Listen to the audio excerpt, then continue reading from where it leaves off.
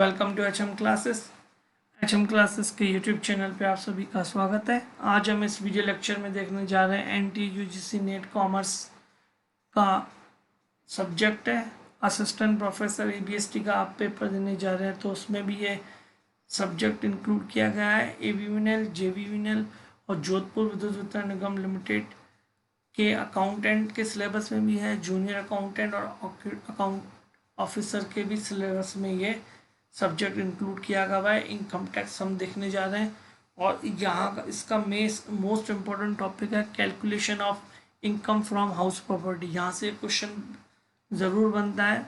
आप ये जो तीनों मैंने इसमें एग्ज़ाम के नाम दिए हैं उन सब में ये इसका क्वेश्चन आपको देखने को मिलेगा, 100% देखने को मिलेगा। अगर आप एक बार भी ये वीडियो देख लेते हैं अच्छी तरह से तो आप ये करना सीख जाएंगे। चलिए हम आगे बढ़ें। आप हमारे चैनल पे नए हैं तो हमारे चैनल को सब्सक्राइब कीजिए, लाइक कीजिए, फ्रेंड्स और रिलेटिव के साथ शेयर कीजिए और बेल आइकन को प्रेस कर दीजिए फॉर ऑल नोटिफिकेशंस। चलिए हम देख लेते हैं। एक्चुअली क्या है कि इनकम टैक्स, जब आप इनकम टैक्स किसी इंडिविजुअल का कैलकुलेट करते हैं तो वहाँ पे रूल्स है। एक्चुअली इनकम टैक्स है ना 5 हेड से मानी जाती है। Income from salary, income from house property, income from business and profession, income from other sources और इनकम फ्रॉम कैपिटल गेन। तो ये उसी का ही एक पार्ट है। इसमें क्या होता है कि आपके पास एक से ज़्यादा मकान है तो आपको एक मकान को छोड़कर बाकी के जो मकान हैं उन पर आपको किराए का टैक्स देना पड़ता है। उसके लिए हमें एनुअल वैल्यू निकालनी पड़ती है। उसके बाद ये कर की दरें निर्धारित करके इसमें टैक्स की कैलकुलेशन की जाती है। तो देख लेते हैं हम। किराए पर उठाई गई संपत्ति का वार्षिक मूल्य निकालने के लिए हमें 4 मूल्य दे रखे होते हैं। इसमें आपके पास जब MCQ क्वेश्चन आता है, एक्चुअली कॉलेज स्टूडेंट होते हैं उनको तो ये पूरा क्वेश्चन मिलता है 4 नंबर का, तो वो पूरी वैल्यूज़ देते हैं और सारे फिगर दे देते हैं और उसका पूरा परफॉर्मा बना के उनको रेडी करके वहाँ पे शो करना पड़ता है। लेकिन अगर आप कंपटीशन फाइट कर रहे हैं तो वहाँ पे आपको शॉर्टकट में केवल ये वैल्यू दी रहती है और 3-4 वैल्यू दी रहेगी और कोई अगर मिस होती है तो उसको छोड़कर आगे का क्वेश्चन करना पड़ता है। और रफ में भी आप इसकी कैलकुलेशन कर सकते हैं, लेकिन हमने आपको समझाने के लिए इसे बिल्कुल परफॉर्मे के रूप में आपको समझा रहे हैं। जैसे फर्स्ट है नगर पालिका मूल्यांकन, जिसको म्यूनसिपल वैल्यू कहते हैं। नगर पालिका या नगर निगम द्वारा निर्धारित किया गया मकान का किराया कहलाता है। दूसरा है उचित किराया, फेयर रेंट, ऐसा किराया जो लगभग वैसी ही मकान संपत्ति से प्राप्त किया जा सके। उसके बाद है आपका स्टैंडर्ड रेंट, मानक किराया, किराया नियंत्रण कानून के अंतर्गत ज्ञात किया गया किराया परमाप किराया कहलाता है। चौथा आपका एक्चुअल रेंट, किसी किराएदार से प्राप्त होने वाला किराया। फिर से मैं एक बार रिपीट कर रहा हूँ। एक म्यूनसिपल वैल्यू कहलाती है जो कि नगर निगम द्वारा निर्धारित की जाती है। दूसरा फेयर रेंट होता है जो सेम ही संपत्ति का कितना किराया बनता है उससे हम पता लगा सकते हैं और उसको हम कैलकुलेट करते हैं उसमें। और एक इस नियंत्रण, ये किराया नियंत्रण कानून के अंतर्गत संपत्ति का किराया निर्धारित किया गया है, एक स्टैंडर्ड रेंट कहलाता है वो।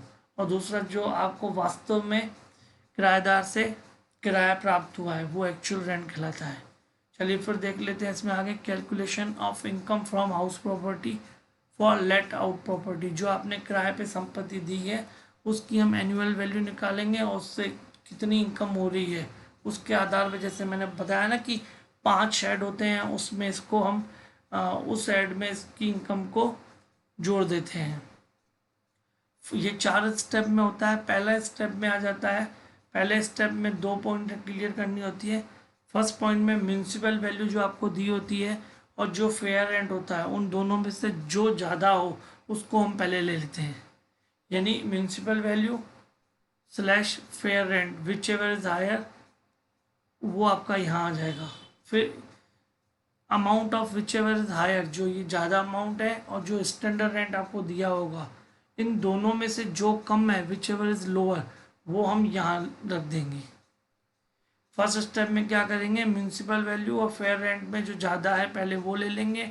फिर ज़्यादा लिया हुआ अमाउंट और स्टैंडर्ड रेंट उन दोनों में से जो कम हो उसको फिर यहाँ ले लेंगे फाइनल। फिर सेकंड स्टेप में actual rent minus unrealise rent, यानी आपका किराया बन रहा होगा 10,000 लेकिन किसी किराएदार ने आपको 8,000 ही दिए हैं, तो आपको जितना एक्चुअल रेंट मिला है पूरे साल में और उसमें से जो उन्होंने नहीं दिया है अमाउंट वो माइनस करके वो उसकी वैल्यू यहाँ पुट कर देंगे। और थर्ड स्टेप इजी है, फर्स्ट स्टेप और सेकंड स्टेप में से जो ज़्यादा हो whichever is higher, first step slash second step amount whichever is higher, इन दोनों में से जो ज़्यादा हो उसको हमें यहाँ ले लेना है। फोर्थ स्टेप भी इजी है, फोर्थ स्टेप में जो थर्ड स्टेप का जो अमाउंट है उसमें से वैकेंट पीरियड रेंट लेस कर देना है, यानी 12 महीने होते हैं जिसमें से 9 महीने ही संपत्ति हमारी किराए के लिए मतलब गई थी और जो 3 महीने नहीं गई थी उसका जो किराया बनता है उसको हम फोर्थ स्टेप में लेस कर देते हैं।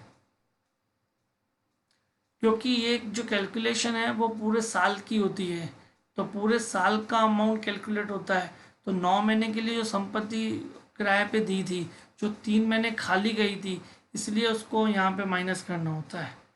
फिर फोर्थ अमाउंट जो कि ये अमाउंट है यही आपका ग्रॉस एनुअल वैल्यू कहलाता है। फिर लेस होता है municipal tax with service tax paid by landlord owner, यानी आपने जितना इस पर टैक्स म्यूनिसिपल टैक्स चुकाया है उसको हम इसमें से ग्रॉस एनुअल वैल्यू में से लेस कर देते हैं। कभी किराएदार अगर चुका देता है तो वो भी किराएदार चुकाता है वो भी ओनर की एवज में चुकाता है तो उसको भी हम यहाँ पे लेस करते हैं। तो इसको ग्रॉस एनुअल वैल्यू में से इसको लेस करने के बाद हमें मिल जाता है नेट एनुअल वैल्यू।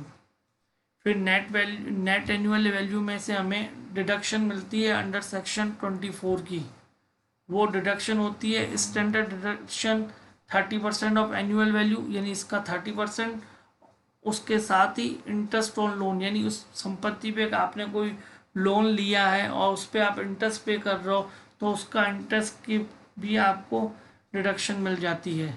तो 30% ऑफ एनुअल वैल्यू और इंटरेस्ट ऑन लोन दोनों को ऐड करके यहाँ इसकी वैल्यू पुट कर देंगे और नेट वैल्यू में से इन दोनों के अमाउंट को यहाँ पे लेस कर देंगे तो टोटल आ जाएगा हमारा इनकम फ्रॉम हाउस प्रॉपर्टी। बहुत इजी है। और ये अगर आप एमसीक्यूज कर रहे हो कंपटीशन पेपर के लिए, अगर पेपर आपका एवरेज भी देखने को मिलता है तो आपको यहाँ तक भी नहीं पूछता है, केवल आपके ये फोर्थ स्टेप में ही आपका क्वेश्चन सॉल्व हो जाता है। यहाँ पे केवल 3-4 वैल्यू दी रहती है और रेंट एक्चुअल दिया ही रहता है और उसमें अनरियलाइज हो तो लेस कर दो, यहीं तक ही करना है। एक बार फिर रिपीट करता हूँ, म्यूनसिपल वैल्यू और फेयर रेंट में से जो ज़्यादा है उसको लेना है, फिर जो ज़्यादा है और स्टैंडर्ड रेंट है उसमें से जो कम है उसको यहाँ लेना है, और सेकंड स्टेप में actual rent minus unrealise rent को ले लेना है। थर्ड स्टेप में से उन दोनों में से जो ज़्यादा है उसको यहाँ ले लेना है, और फोर्थ स्टेप में इसी अमाउंट में से वैकेंट पीरियड का जो रेंट है उसको लेस करके यहाँ ले लेना है, और ग्रॉस एनुअल वैल्यू में से आपको म्यूनसिपल टैक्स लेस कर देना है, नेट वैल्यू आ जाएगी। नेट वैल्यू में से डिडक्शन अंडर सेक्शन 24 की देनी है और उसको लेस करने के बाद इनकम फ्रॉम हाउस प्रॉपर्टी आ जाएगी। इससे रिलेटेड कोई भी प्रॉब्लम है, क्वेरी भी है तो आप कमेंट कर सकते हैं। और keep watching our channel. Thank you for watching our channel.